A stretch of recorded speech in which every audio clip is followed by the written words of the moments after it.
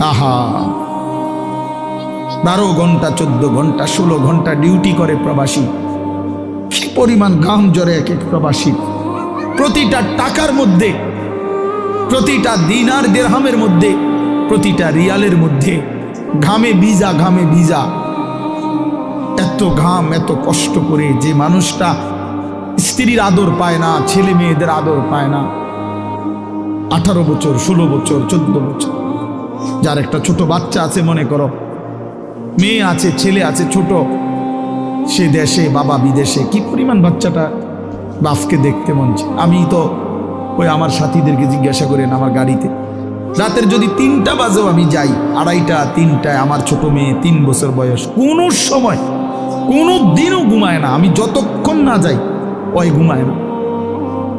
একটা দৌড় দিয়া দরজা সে খোলে, কলিং বেল টিপ দিলেই সে বোঝে আব্বু আসছে।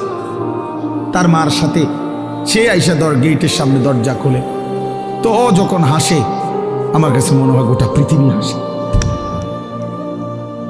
তো এমন আদর যেই বেচারা বছরের পর বছর কোরবানি করে দিছে সন্তানদের জন্য, একটু মুখে হাসি ফুটাবে স্ত্রীর জন্য, তো সেই বাবার সন্তান হয়ে তুমি এইভাবে জীবন শেষ করে দিলা। এটা ইনসাফ হলো ভাইয়া? বলো বাবা, বলো। প্রিয় বন্ধু আমার, বাপ আমার, সন্তান আমার, ছেলে আমার, কিশোর নওজোয়ান, আমি এক ফেরিওয়ালার মতো চিৎকার করে বললাম যে নিজেকে নষ্ট করে দিও না ভাই। আখলাক বড় সম্পদ, চরিত্র বড় সম্পদ। নারীর আসক্তি, জিনা ব্যভিচারের দৃশ্য, উলঙ্গ দৃশ্য, নারীর লোভ, বিশ্বাস করো তোমার দুনিয়াও শেষ করে দিবে, আখিরাতও শেষ করে দিবে।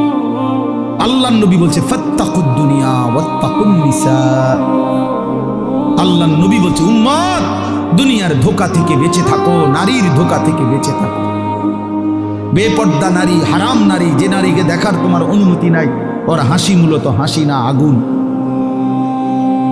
ওর রূপ যৌবন মূলত যৌবন না, ওইটা জাহান্নামের কয়লা, আগুনের কয়লা। হয় তোমারে বরবাদ করে দিবে।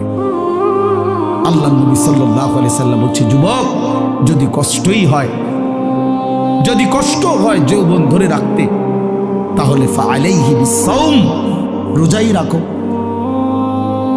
রোজা রাখো, রোজা রাখো।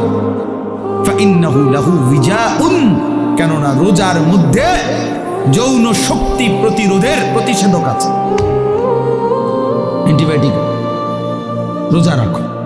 আল্লাহ নবী সাল্লাল্লাহু আলাইহি ওয়াসাল্লাম ইয়া মাশারাশ শাবাব, ডাইরেক্ট ডাক দিছি, ইয়া মাশারাশ শাবাব, হে যুব সমাজ।